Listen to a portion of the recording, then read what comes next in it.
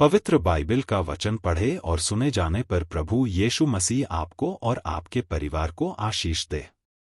पवित्र बाइबल, एक राजा की पुस्तक का 20 अध्याय, वचन 1 से 43 यह कहता है। वचन 1। और अराम के राजा बेन्हदद ने अपनी सारी सेना इकट्ठी की और उसके साथ 32 राजा और घोड़े और रथ थे। उन्हें संग लेकर उसने शोम्रोन पर चढ़ाई की और उसे घेर के उसके विरुद्ध लड़ा।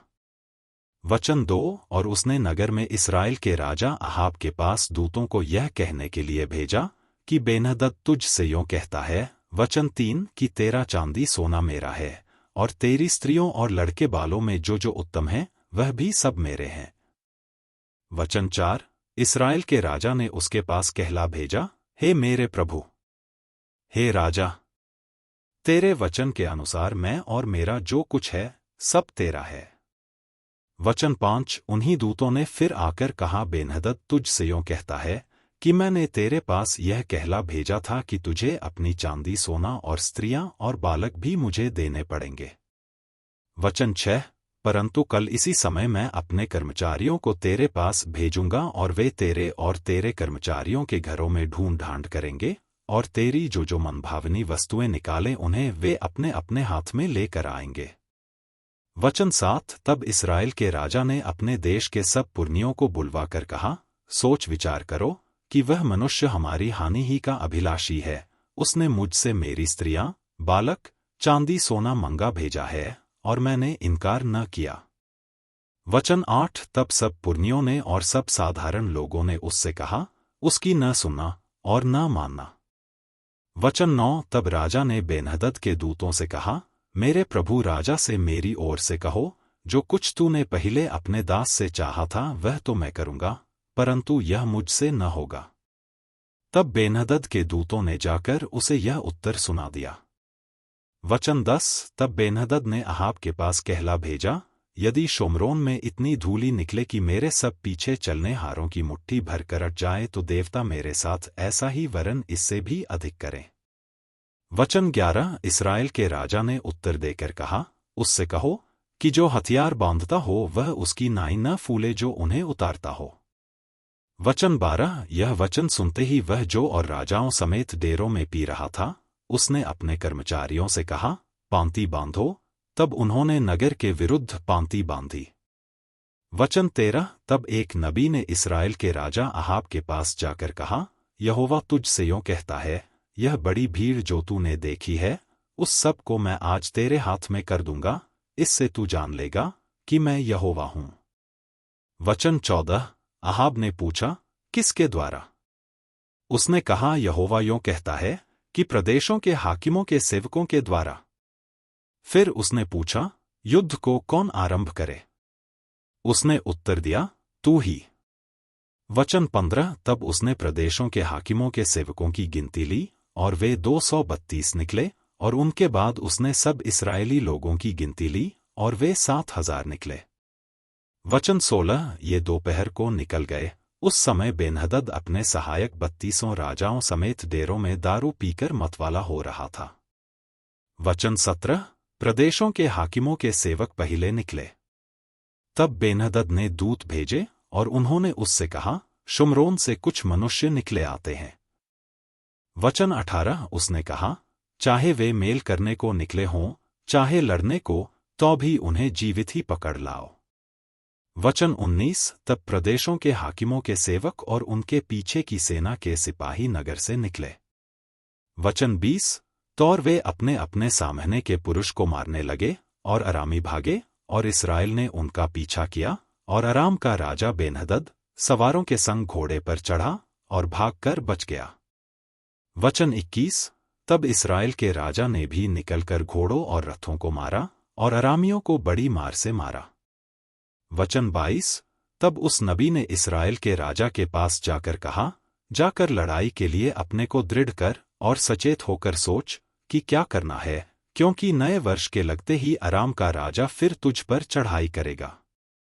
वचन 23। तब अराम के राजा के कर्मचारियों ने उससे कहा, उन लोगों का देवता पहाड़ी देवता है, इस कारण वे हम पर प्रबल हुए, इसलिए हम उनसे चौरस भूमि पर लड़े तो निश्चय हम उन पर प्रबल हो जाएंगे।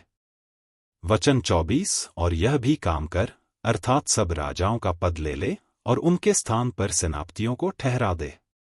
वचन 25 फिर एक और सेना जो तेरी उस सेना के बराबर हो जो नष्ट हो गई है, घोड़े के बदले घोड़ा और रथ के बदले रथ अपने लिए गिन ले, तब हम चौरस भूमि पर उनसे लड़े और निश्चय उन पर प्रबल हो जाएंगे। उनकी यह सम्मति मानकर बेन्हदद ने वैसा ही किया। वचन 26 और नए वर्ष के लगते ही बेन्हदद ने अरामियों को इकट्ठा किया और इस्राएल से लड़ने के लिए अपेक को गया। वचन 27 और इस्राएली भी इकट्ठे किए गए और उनके भोजन की तैयारी हुई, तब वे उनका सामना करने को गए और इस्राएली उनके सामने डेरे डालकर बकरियों के 2 छोटे झुंड से देख पड़े, परंतु अरामियों से देश भर गया।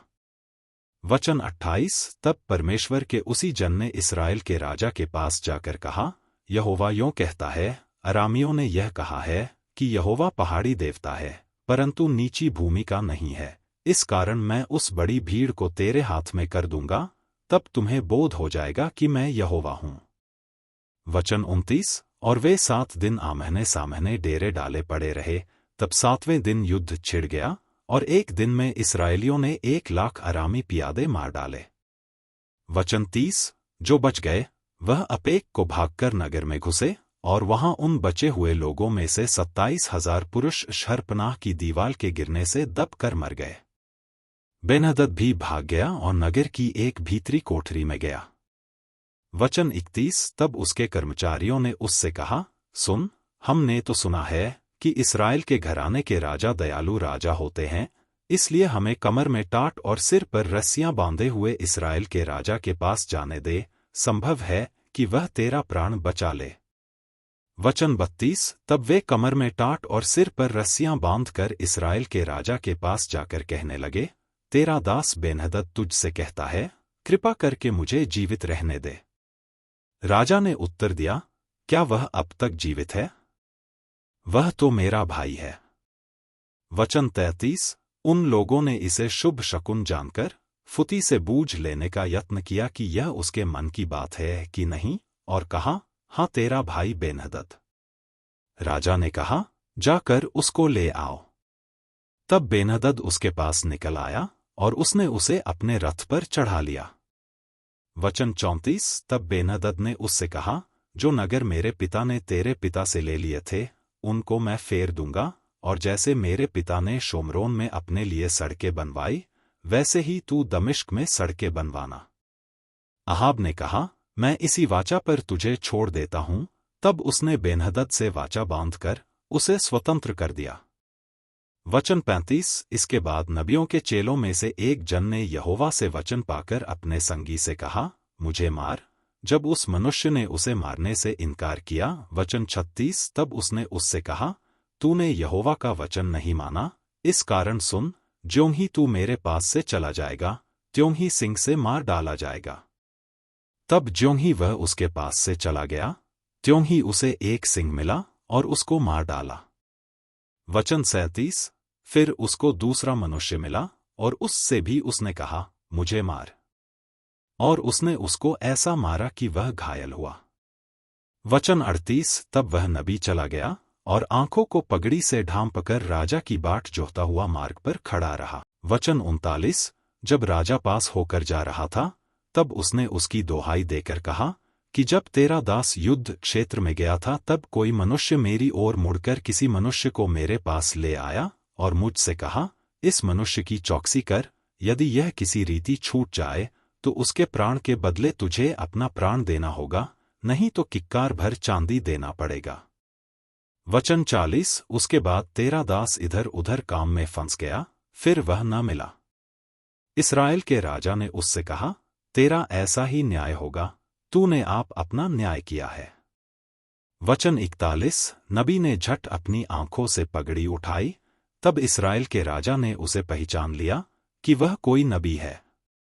वचन 42 तब उसने राजा से कहा, यहोवा तुझ से यों कहता है, इसलिए कि तूने अपने हाथ से ऐसे एक मनुष्य को जाने दिया जिसे मैंने सत्यानाश हो जाने को ठहराया था, तुझे उसके प्राण की संति अपना प्राण और उसकी प्रजा की संति अपनी प्रजा देनी पकेगी। वचन 43 तब इसराइल का राजा उदास और अप्रसन्न होकर घर की ओर चला और शोम्रोन को आया।